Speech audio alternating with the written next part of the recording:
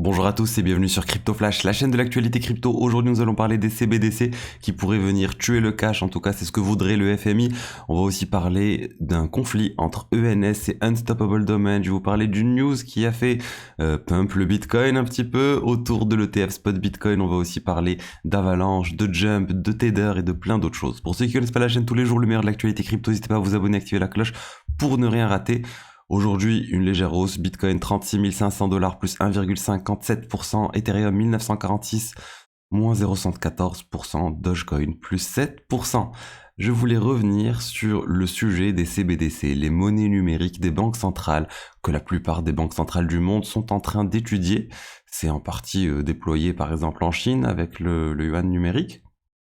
Mais là, il y a eu la directrice du FMI qui a fait une déclaration comme quoi les CBDC pourraient remplacer le cash. Concrètement, ça serait la fin du cash et le début d'une monnaie contrôlée par la banque centrale qui aurait une vision globale à un instant T de l'ensemble de l'argent déposé sur les comptes de tout le monde et qui pourrait mettre en place des règles aussi. Voilà, on ne doit pas laisser l'argent qui dort, sinon on a une taxe. On peut imaginer plein de choses, mais c'est la fin vraiment du contrôle qu'on a encore sur le cash, vu que là, on va dire, il y a au moins les intermédiaires qui sont les banques qui font un peu rupture d'une certaine manière. Là, ça serait en lien direct avec les banques centrales. Et il y a eu Mastercard qui vient de dire en fait que pour eux, ils pensent pas que les utilisateurs vont se lancer dans les CBDC parce que l'usage du cash actuel leur convient tout à fait. Et moi, je suis de cet avis. Honnêtement, mon avis sur les CBDC, je pense il y aura pas vraiment d'adoption, sauf si c'est forcé, donc on va voir dans les États à quel point ils vont forcer cela, mais je pense qu'il y aura une levée de bouclier des utilisateurs, qui voudront pas céder une quantité énorme de leur vie privée, qui voudront pas céder un pouvoir si important aux banques centrales. Et je pense que ça ne passera pas. Et de toute façon, pour moi, on voit bien la vision du FMI, c'est bien remplacer le cash. Pour moi, on n'est pas dans le remplacement de la crypto, on n'est pas dans le remplacement des stablecoins. Donc je vois vraiment ça comme une opposition CBDC cash. Les cryptos sont encore un terrain de jeu à part entière. Et j'espère que le FMI n'arrivera pas à sa fin de remplacer le cash avec les CBDC. Ensuite, on va parler des ENS, les Ethereum Name Services. Vous savez, c'est ces noms de domaine Ethereum, par exemple vitalik.eth qui renvoie vers l'adresse Ethereum de Vitalik, comme les noms de domaine .com, .fr renvoient vers des adresses IP. Ethereum Name Services est en conflit avec Unstoppable Domains. Alors que ENS c'est quelque chose de complètement, on va dire, open source, c'est un DAO, Unstoppable Domain c'est une société privée qui a un fonctionnement très similaire aux ENS, ils ont des noms de domaine aussi qu'ils déposent, et ils ont déposé des brevets pour bloquer un certain nombre d'usages de ces noms de domaine basés sur la blockchain. Et ça pourrait impacter plein de choses, ça pourrait impacter en fait toutes les utilisations des Ethereum Name Services et de plein d'autres sujets très proches qui existent sur plein d'autres blockchains. On a vu sur Shiba Inu, ils ont lancé quelque chose de similaire dernièrement. Et en fait, l'ENS veut que Unstoppable Domains libère complètement ses brevets. Unstoppable Domains n'a pas envie, ils veulent créer une alliance et que les gens rejoignent cette alliance et que si on rejoint cette alliance, alors on n'aura pas de problème. Moi, je suis pas de cet avis. Je pense que ENS devrait se battre pour ses brevets et prouver qu'ils n'ont pas lieu d'exister, vu que l'innovation existait, on va dire, avant le dépôt des brevets. En tout cas, c'est ce que j'espère. Ensuite, on a eu une news qui a fait pump légèrement le cours du Bitcoin aujourd'hui.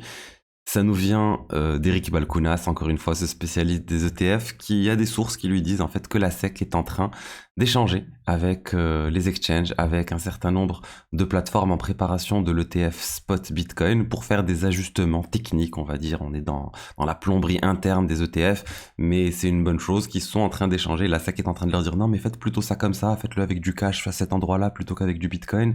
Il y a ces petits échanges qui sont une très bonne chose. Ça montre en fait que la SEC est en train de proposer des solutions pour que l'ETF Spot Bitcoin soit validé. Il y a un certain nombre de sociétés qui ont fait la demande de Spot Bitcoin ETF qui ont déjà ces configurations, on va dire, demandées par la SEC. D'autres ne l'ont pas, mais ça ne change pas grand-chose selon eux. On devrait toujours avoir 90% de chance d'avoir l'ETF Spot Bitcoin d'ici le 10 janvier. Ensuite, on va parler d'Avalanche et de Republic. Republic, c'est un sorte de fonds d'investissement géant, on va dire, pour investir sur des startups. Et là, Republic est en train de lancer son fonds tokenisé sur la blockchain Avalanche, qui va permettre d'être exposé à 750 assets privés, donc 750, on va dire, startups. C'est clairement une security et une prévente. Et ça sera sur la blockchain publique. Donc là, très bonne chose, très bon usage pour moi d'une blockchain publique. C'est Avalanche qui a gagné ce, on va dire, je pense pas que c'est un appel d'offres, mais en tout cas qui a gagné ce marché. Tant mieux pour eux. Et maintenant, j'ai hâte de voir plein d'autres usages liés à ce type d'actifs du monde réel sur la blockchain. Ensuite, je voulais vous parler de Jump Trading. Jump Trading, c'est un géant de l'investissement crypto, du trading crypto, et c'est aussi ceux qui possèdent Wormhole. Wormhole, c'est le bridge qui permet d'échanger des cryptos d'une blockchain à l'autre, et notamment entre Solana et Ethereum, qui a été piraté. Il a eu un très très gros piratage, plus de 100 millions de dollars il y a quelques temps maintenant.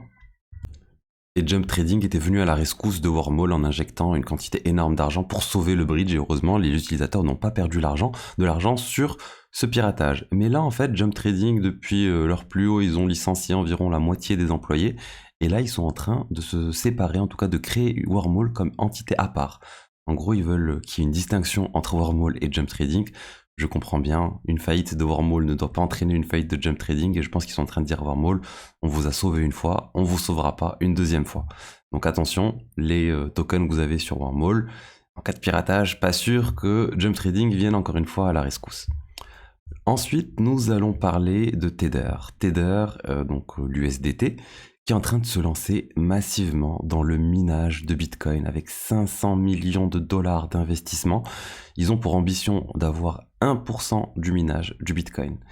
Et là, on peut se poser des questions. C'est quoi le lien entre un stablecoin et le minage du Bitcoin? Le lien, c'est les fondateurs de Tether, les cadres dirigeants qui sont fans du Bitcoin. C'est un peu des Bitcoin maxi, ce qui est assez étrange quand on sait que l'USDT est pas vraiment sur le Bitcoin. Il est quasiment sur Ethereum, sur Tron, sur d'autres blockchains, mais sur Bitcoin, ça avait commencé avec la première version là de... J'ai oublié Tether sur quoi c'est lancé, c'est un peu une surcouche sur le Bitcoin, mais depuis en fait c'est plus le cas, et du coup il n'y a plus vraiment de lien. Donc j'aimerais moi que Tether vienne sur le minage du Bitcoin, très bien, ça fait encore plus de diversité, faut juste pas que ça vienne impacter les réserves de l'USDT, mais ils ont suffisamment d'argent.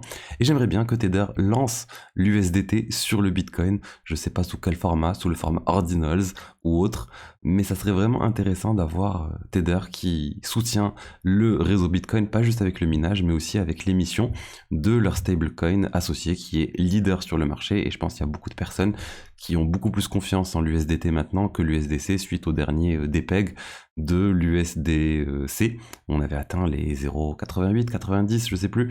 Enfin bon, n'hésitez pas à me dire en commentaire c'est quoi votre stablecoin favori, USDT, USDC, LUSD ou autre. Je suis toujours preneur des nouveaux stablecoins. Il y a plein d'innovations sur les stablecoins, mais il y a aussi beaucoup de piratage. Soyez vigilants. Le dernier en date, c'était Raft. Voilà ce que j'avais à vous dire aujourd'hui sur les diverses actualités crypto. J'espère que le contenu vous a plu. Si c'est le cas, n'hésitez pas à liker, à commenter, à vous abonner. Et je vous dis à demain pour la suite. Au revoir.